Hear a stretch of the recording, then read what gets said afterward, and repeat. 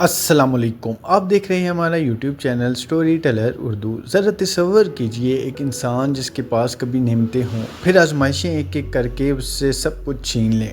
جسم تکلیف میں مبتلا ہو جائے، زندگی مشکل ہو جائے، حالات بدل جائیں، لیکن زبان سے شکوہ نکلنے کے بجائے دل اپنے رب سے جڑا رہے۔ اور پھر ایک دن وہی رب جس کے سامنے اس بندے نے صبر کیا تھا اسے پکارے اور کہے کہ اپنا قدم زمین پر مارو، یہاں تمہارے لیے ٹھنڈا پانی ہے۔ یہ کوئی افسانہ نہیں بلکہ اللہ تعالیٰ کی کتاب میں بیان کی گئی حضرت ایوب علیہ السلام کی حقیقی داستان ہے۔ حضرت ایوب اللہ تعالیٰ کے برگزیدہ نبی تھے۔ قرآن مجید نے ان کا ذکر انتہائی عظیم انداز میں کیا ہے۔ اللہ تعالیٰ نے انہیں صرف نبی نہیں کہا بلکہ اپنے بندے کے طور پر یاد فرمایا۔ سورۃ صاد میں ارشاد ہے کہ ہمارے بندے ایوب کو یاد کرو جب انہوں نے اپنے رب کو پکارا۔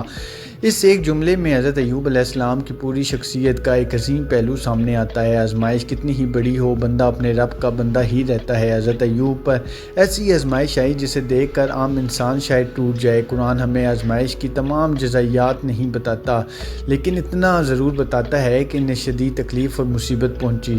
سورۃ صاد میں حضرت ایوب علیہ السلام کی دعا بیان ہوئی کہ مجھے تکلیف اور اذیت پہنچی ہے، اور سورۃ انبیاء میں ان کی دعا کے الفاظ اور بھی زیادہ دل کو چھو لینے والے ہیں۔ انہوں نے اللہ تعالیٰ سے عرض کیا، اے میرے رب، مجھے تکلیف پہنچی ہے اور تو سب رحم کرنے والوں سے بڑھ کر رحم کرنے والا ہے۔ غور کیجئے، حضرت ایوب نے یہ نہیں کہا کہ اے اللہ میری آزمائش ختم کیوں نہیں ہوتی۔ انہوں نے اپنے رب کی رحمت کو یاد کیا، انہوں نے اپنی تکلیف کا ذکر کیا، مگر اللہ کی رحمت کا یقین نہیں چھوڑا۔ یہی حضرت ایوب علیہ السلام کے صبر کی اصل طاقت ہے۔ ان کی زندگی میں بیماری اور مصیبت آئی لیکن ایمان نہیں گیا، حالات بدلے لیکن اللہ پر اعتماد نہیں بدلا، جسم کمزور ہوا لیکن دل مضبوط رہا۔ یہاں ایک بہت اہم بات سمجھنا ضروری ہے۔ حضرت ایوب علیہ السلام کی بیماری کے بارے میں لوگوں میں بہت سی حیران کن کہانیاں مشہور ہیں۔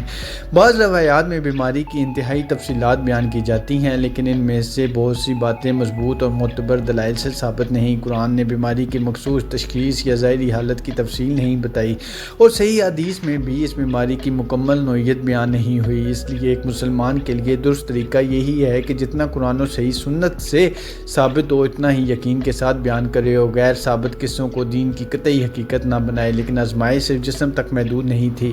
قرآن بتاتا ہے کہ اللہ تعالیٰ نے حضرت ایوب کو ان کے اہل و عیال بھی واپس عطا فرمائے، بلکہ ان کے ساتھ ان جیسے مزید بھی عطا کی۔ اللہ تعالیٰ نے اسے اپنی رحمت اور عقل رکھنے والوں کے لیے نصیحت قرار دیا، یعنی آزمائش کے اندھیرے کے پیچھے اللہ کی رحمت چھپی ہوئی تھی۔ مگر کہانی ابھی اپنے سب سے حیران کن مرحلے تک نہیں پہنچی تھی۔ حضرت ایوب علیہ السلام نے اپنے رب کو پکارا اور پھر اللہ تعالیٰ کی طرف سے جواب آیا۔ انہیں حکم دیا گیا، اپنا پاؤں زمین پر مارو، یہ ایک ٹھنڈا پانی ہے، غسل کے لیے بھی اور پینے کے لیے بھی۔ ذرا اس منظر کو یاد رکھیے، ایک طویل آزمائش کے بعد ایک نبی اپنے رب کے حکم پر زمین پر قدم مارتے ہیں اور اللہ تعالیٰ ان کے لیے پانی کا چشمہ جاری فرما دیتا ہے۔ وہ پانی ان کے لیے اللہ کی رحمت اور شفا کا ذریعہ بن جاتا ہے۔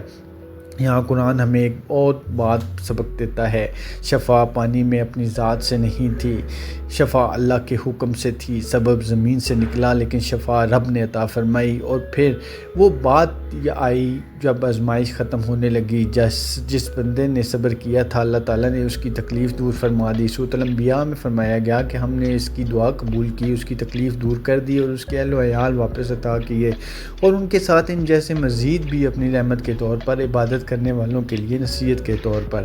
لیکن حضرت ایوب علیہ السلام کی کہانی میں ایک اور انتہائی دلچسپ واقعہ بھی صحیح طور پر بیان ہوا ہے۔ ایک مرتبہ حضرت ایوب علیہ السلام غسل کر رہے تھے کہ اچانک ان پر سونے کی چڑیوں کا ایک جھنڈ گرنے لگا۔ وہ انہیں اپنے کپڑے میں جمع کرنے لگے۔ اللہ تعالیٰ نے ان سے فرمایا، اے ایوب، کیا میں نے تمہیں اتنا مالدار نہیں کر دیا تھا کہ تمہیں اس چیز کی ضرورت نہ ہو؟ حضرت ایوب علیہ السلام نے جواب دیا، کیوں نہیں اے میرے رب، لیکن میں تیری برکت سے بے نیاز نہیں ہو سکتا۔ یہ واقعہ صحیح بخاری میں نبی کریم صلی اللہ علیہ وسلم سے مروی ہے۔ ذرا اس جواب پر غور کریں۔ حضرت ایوب علیہ السلام کے لیے مال اصل مقصد نہیں تھا، اصل دولت اللہ کی برکت تھی۔ ان کے پاس دنیا ہو یا نہ ہو، ان کے دل میں اپنے رب کی نعمت کی قدر موجود تھی، اور شاید یہی وجہ ہے کہ آزمائش نے انہیں توڑا نہیں بلکہ مزید اللہ کے قریب کر دیا۔ پھر حضرت ایوب علیہ السلام کی زندگی کا ایک اور واقعہ قرآن میں بیان ہوتا ہے۔ کسی موقع پر انہوں نے ایک قسم قسم اٹھائی تھی، بعد میں اللہ تعالیٰ نے انہیں ایک ایسا راستہ عطا فرمایا جس سے ان کی قسم بھی پوری ہو جائے اور زیادتی بھی نہ ہو۔ اللہ تعالیٰ نے فرمایا کہ اپنے ہاتھ میں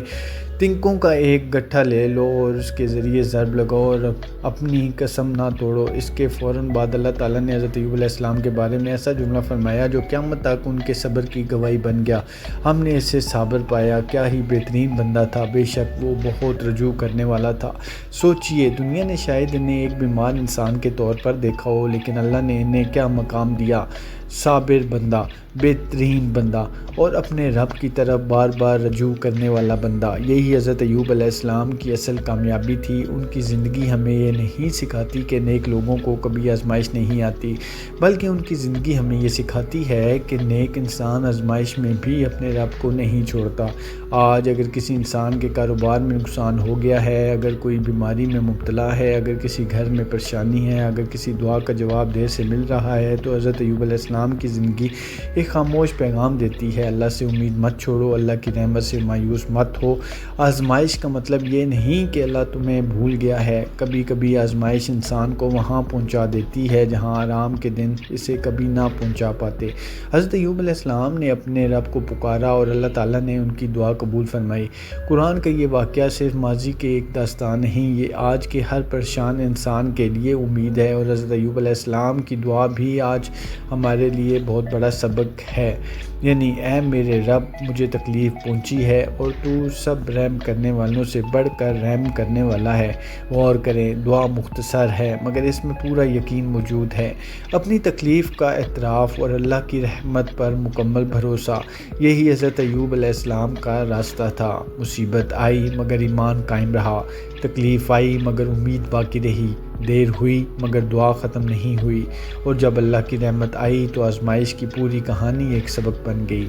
اسی لیے حضرت ایوب علیہ السلام کی داستان کا سب سے بڑا راز ان کی بیماری نہیں، ان کا صبر ہے، ان کی دولت نہیں، ان کا اللہ سے تعلق ہے، ان کی آزمائش نہیں، ان کا آزمائش کے دوران اپنے رب کی طرف رجوع کرنا ہے، اور آخر میں اللہ تعالیٰ کا اپنا فیصلہ ہے۔ ہم نے اسے صابر پایا، کیا ہی بہترین بندہ تھا، بے شک وہ بہت رجوع کرنے والا تھا۔ اللہ تعالیٰ ہمیں بھی حضرت ایوب علیہ السلام جیسا صبر، اللہ کی رحمت پر یقین اور مشکل وقت میں اپنے رب کی طرف رجوع کرنے کی توفیق عطا فرمائے۔ ویڈیو پسند آئی ہے تو ہمارے چینل کو سبسکرائب ضرور کریں۔ اللہ پاک آپ کا حامی ناصر ہو۔ بہت بہت شکریہ۔